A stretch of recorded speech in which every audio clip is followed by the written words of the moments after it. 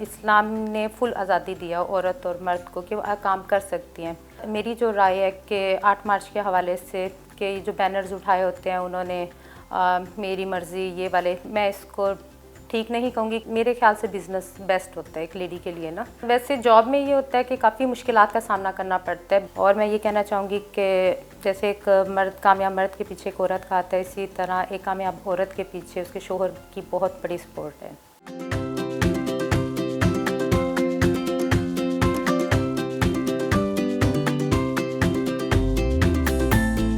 मेरा नाम सना शबीर है और मैं एक हाउसवाइफ हूँ। औरतें निकलें, काम करें, अच्छी बात है, यानी सपोर्ट करें अपनी फैमिली को, तो बट एक लिमिट में रह के, ये जैसे 8 मार्च को प्रोपेगेंडे होते हैं, ये इस टाइप की चीज़ें नहीं।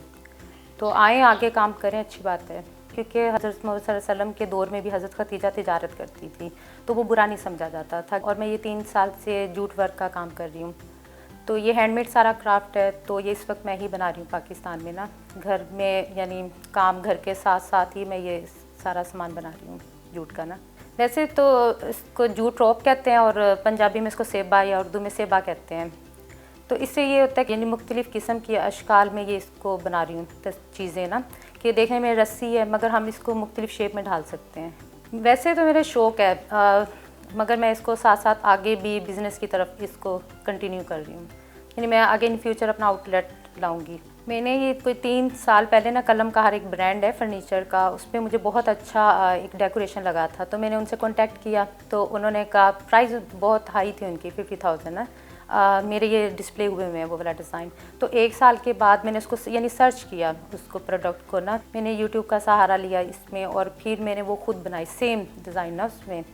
तो बस फिर मैं ये OLX पे डाला, उसके बाद डिमांड से ज़्यादा आई तो मैंने ये कंटिन्यू किया। फिर मैंने एग्ज़िबिशन्स की, मुख्तलिफ लाहौर गई हूँ मैं, मुल्तान में ज़्यादातर मैंने की हैं एग्ज़िबिशन ना, तो वो माशाल्लाह सक्सेसफुल रही। वॉल हैंगिंग है वो तो 2-3 घंटे में बन जाती है। कुछ ऐसी चीज़ें होती हैं, बास्केट्स हैं, उनको ड्राई करना होता है, तो वो टाइम ले लेती हैं 2 दिन ना, सूखने पे होता है मटेरियल।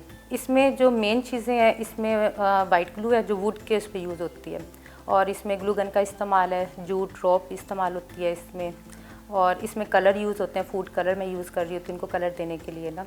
और इसके अलावा इसमें हम लोग जब कोई चीज़ शेप दे रहे होते हैं, उसमें कुछ टूल्स यूज़ होते हैं, और कार्डबोर्ड हो गए जैसे पाइप का भी इस्तेमाल है, फ्रेम का इस्तेमाल है, वो चीज़ की शेप पे डिपेंड करता है कि हमने इसमें क्या लगाना है। मैक्सिमम टाइम इसमें कम से कम जो टाइम है वो 1 घंटा, और ज़्यादा से ज़्यादा 2-3 घंटे भी लगते हैं, और फ्यू डेज़ भी लगते हैं। कुछ जो मेरे मास्टरपीस हैं बनाने में ना, तो 3 डेज़ भी लगते हैं इसमें ना।